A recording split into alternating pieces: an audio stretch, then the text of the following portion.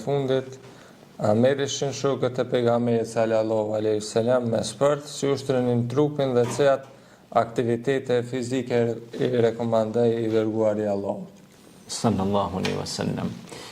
Sahabët, shokët e Resulullahit Muhammed sallallahu alaihi wasallam, është vërtet që ishin sportistë, edhe kishin trup shumë fin. Ata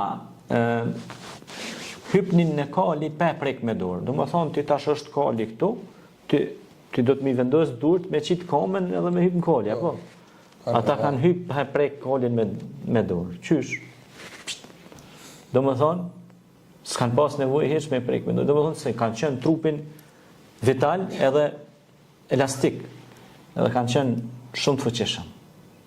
Dhe pastaj pejgamberi alayhis salatu wassalam i mësonte dhe i thoshte, mësoni artin e gjujtjes me shigjet,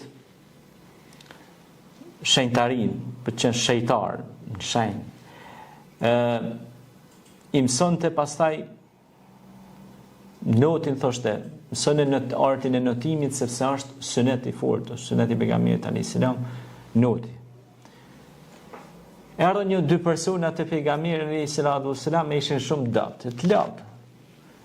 Tha në pejgamberi i Zotit, mësona diçka që na mu bot fuqishëm, mu bot fort.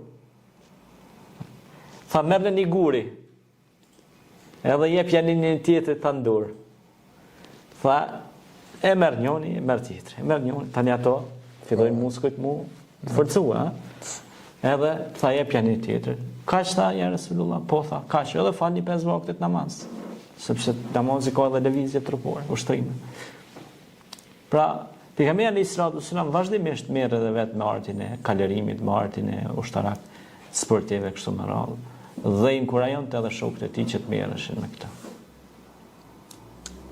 Faleminderit hoq për përgjigjet që na ke dhënë. Faleminderit edhe të shikuesve që na keni ndjekur dhe ju uroj një ditë të mbarë.